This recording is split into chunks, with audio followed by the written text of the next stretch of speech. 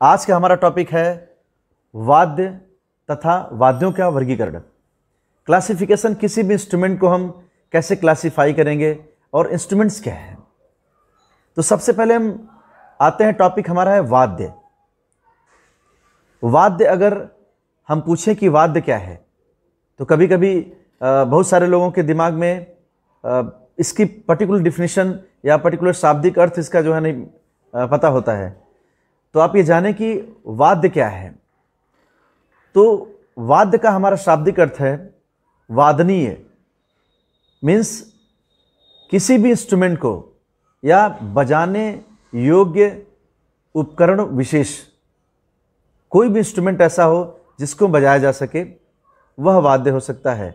संगीतात्मक ध्वनि तथा गति प्रकट करने वाला उपकरण क्या है? वाद्य है। अब हम वाद्यों की बात करें तो आप जानते हैं कि दुनिया भर में बहुत सारे वाद्य हैं। वाद्यों को हम वर्गीकृत कैसे करेंगे, इनको क्लासिफाई कैसे करेंगे? तो जाहिर सी बात है कि आप ये समझ पा रहे होंगे कि अगर मैं एग्जांपल देता हूं कि अगर हम में से किसी को पहचानना हो तो हम सबसे पहले इसके हर व्यक्ति विशेष के भौतिक गुणों के आधार पर उसको पहचानेंगे। जो स्ट्रक्चर है सबसे पहले वो सबसे ज़्यादा मायने रखता है पहचानने के लिए। तो सबसे पहले हम जानेंगे कि वाद्य कितने प्रकार के होते हैं। तो आप सभी ये जान लें कि वाद्य मुख्य रूप से 4 प्रकार के होते हैं। वो 4 प्रकार कौन कौन से हैं? सबसे पहला है तंत्र वाद्य, दूसरा आता है सुषिर वाद्य, तीसरा आता है अवनद्ध वाद्य और चौथा है हमारा घन वाद्य। आप सभी बिल्कुल तन्मयता से सुने। अगर आप मेरी बातों को ध्यान से सुन लेंगे तो आपको ये टॉपिक पूरा क्लियर हो जाएगा। वैसे आप बोर्ड पे देख रहे होंगे कि काफ़ी क्लियरली हमने लिखा है। आप देखें कि सबसे पहला जो पॉइंट है, सबसे पहला जो वाद्य का प्रकार है, मैं उसको आपको बताने जा रहा हूं। तो सबसे पहले हमने लिखा है तंत्र वाद्य। तंत्र वाद्य क्या है? तंत्र मतलब तार। आप ये देखें कि मैंने लिखा है कि तार युक्त वाद्य यंत्र। सबसे पहला हमने पॉइंट लिखा है तार युक्त वाद्य यंत्र को हम तत्वाद्य या तार वाद्य कहेंगे। जो तत् एवं वितत 2 प्रकार का माना जाएगा। जैसे एग्जाम्पल के तौर पे सितार, इकतारा, गिटार, वीणा, सारंगी, रावण हत्था, दिस टाइप ऑफ इंस्ट्रूमेंट से रिलेटेड टू तंत्र वाद्य, जो स्ट्रिंग से बजते हैं, जैसे गिटार हुआ, सितार हुआ। आप देखें कि 2 शब्द हमने यूज किया, तत् और वितत। ये काफ़ी इंपॉर्टेंट टॉपिक्स हैं जो कभी कभी लोगों का ध्यान नहीं जाता है इस पर। तत् और वितत, तत्वाद्य के अंतर्गत। अब आप देखें कि जितने भी इंस्ट्रूमेंट हम तंत्रवाद्य के अंतर्गत जानते हैं या जान लिए, उसके बाद भी इन तंत्रवाद्य के बाद भी इनको हम 2 टाइप से क्लासिफाई करते हैं। पहला है तत्वाद्य, जो मिजराब या वस्तु के टंकार से बजाया जाता है। क्लियर लिखा है हमने, जो मिजराब या वस्तु के टंकार से बजाया जाता है। दूसरा हमारा आता है वितत वाद्य।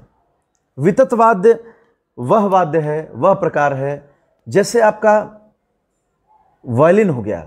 वायलिन आप देखेंगे कि वायलिन को हम कमानी या हमने लिखा है आगे गज। वितत वाद्य कैसे वाद्य होते हैं? जो कमानी या गज से बजाए जाते हैं। सेकेंड वन इज सुषिर वाद्य। दूसरा हमारा वाद्य आता है सुषिर वाद्य। सुषिर वाद्य कैसा वाद्य होता है? जिन वाद्य में छेद हो। आप ये देखें कि जैसे बांसुरी हुई, हारमोनियम हुई, आप देखें कि फूंक कर या वायु के दबाव से ध्वनि उत्पन्न की जाती है। सुषिर वाद्य में फूंक कर या वायु के दबाव से ध्वनि उत्पन्न की जाती है। जैसे एग्जाम्पल के तौर पे ध्वनि दबाव से, वायु दाब से कैसे उत्पन्न की जाती है। हमने एक वीडियो बनाया था कि हारमोनियम को कैसे सीखें, आसानी से कैसे सीखें। तो आप अगर उसको देखेंगे तो हारमोनियम को आप समझ पाएंगे कि जैसे हम उसको टैप करते हैं, आप उसको भाथी बोलेंगे, उसको जब हम टैप करते हैं तो हवा क्या होती है? अंदर कलेक्ट हो जाती है। फिर हम कीज को जैसे प्रेस करते हैं तो हवा क्या होती है? बाहर निकलती है और ध्वनि उत्पन्न होती है उससे। दूसरा टाइप क्या है? फूंक कर बजाया जाता है, जैसे फ्लूट, बांसुरी हुई। उसके बाद देखें कि बांसुरी, शहनाई, बीन, हारमोनियम इत्यादि। These type of instruments is related to Sushir वाद्य।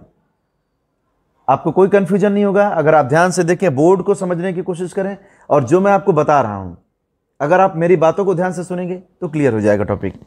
अवनद्ध वाद्य, थर्ड वन इज अवनद्ध वाद्य। अवनद्ध वाद्य में पहला पॉइंट हमने लिखा है, भीतर से पोल होते हैं। अवनद्ध वाद्य कैसे होते हैं? वाद्य का जो स्ट्रक्चर होगा, जो इंस्ट्रूमेंट का स्ट्रक्चर होगा, वो अंदर से हॉलो होगा, पोल होगा, तथा मुख पे चमड़ा मढ़ा होता है, लेदर कोटेड होगा। उसका जो ऊपर का मुंह होगा वो क्या होगा? लेदर कोटेड होगा, चमड़े से मढ़ा हुआ होगा। हमारा दूसरा पॉइंट है, स्वरोत्पत्ति उंगलियों, छड़ी या किसी वस्तु के आघात से होती है। अवनद्ध वाद्य में जो ध्वनि क्रिएट होती है, जो साउंड क्रिएट होता है, वह छड़ी, किसी स्टिक से या किसी वस्तु के आघात से या उंगलियों से क्रिएट होता है। जैसे आप देखें, आप समझ गए होंगे, आपको समझ में आ रहा होगा कि हमने एग्जाम्पल के तौर पे लिखा हुआ है तबला, ढोलक, पखावज, नगाड़ा। नगाड़ा देखते होंगे कि स्टिक से बजाया जाता है, ड्रम सेट स्टिक से बजाया जाता है। तबले में क्या होता है, ढोलक में क्या होता है? उंगलियों के प्रहार से, उंगलियों के आघात से क्रिएट होता है साउंड। अगला जो हमारा प्रकार है वह है घन वाद्य। घन का मतलब आपको समझ में आ रहा होगा कि घन मतलब कोई भारी चीज की बात हो रही है। आप इसको एक बार समझने की कोशिश करें। धातु के टुकड़ों को परस्पर टकराकर किसी ठोस पदार्थ से आघात करके बजाया जाता है। धातु के टुकड़ों को, मेटल के टुकड़ों को आघात कर, उनको आपस में टकरा कर या किसी ठोस पदार्थ से आघात करके बजाया जाता है। जैसे एग्जाम्पल के तौर पे आप देखे होंगे करताल, लोहे के ऐसे इंस्ट्रूमेंट जिनको एक दूसरे से लड़ा के या टकरा के साउंड क्रिएट किया जाता है। आप देखें करताल लिखा हुआ है, झांझ, मजीरा, घंटा। विद्यालय में जो घंटा बजता है वो कैसा होता है? मेटल का होता है। किसी भी चीज से, किसी भी वस्तु से हम उसको आघात करके उस पर चोट पहुंचा के हम साउंड क्रिएट करते हैं। तो these are the 4 types of instruments.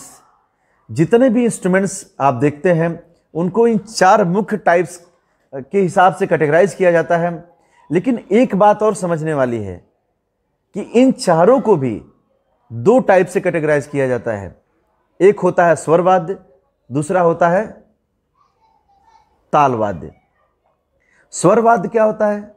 स्वर वाद्य आपका जो कंठ है, जो आपका गला है, इसी को बेस मान के स्वर वाद्य, दुनिया के सारे स्वर वाद्य बनाए जाते हैं। उसके बाद दूसरा जो वाद्य होता है ताल वाद्य।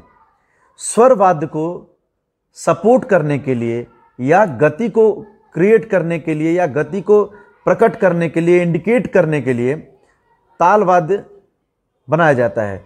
तो इन चारों वाद्यों को आपको समझना है और इन चारों वाद्यों के बारे में ये भी समझना है कि इन चारों वाद्य को सिर्फ 2 टाइप से कैटेगराइज किया गया है। पहला है ताल वाद्य, पहला है स्वर वाद्य, दूसरा है ताल वाद्य।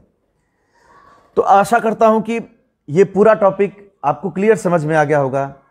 अगर इसी टॉपिक से या किसी और टॉपिक से रिलेटेड आपकी कोई कंफ्यूजन आपके दिमाग में है तो you can write in comment box. आज के लिए इतना ही। Thank you so much.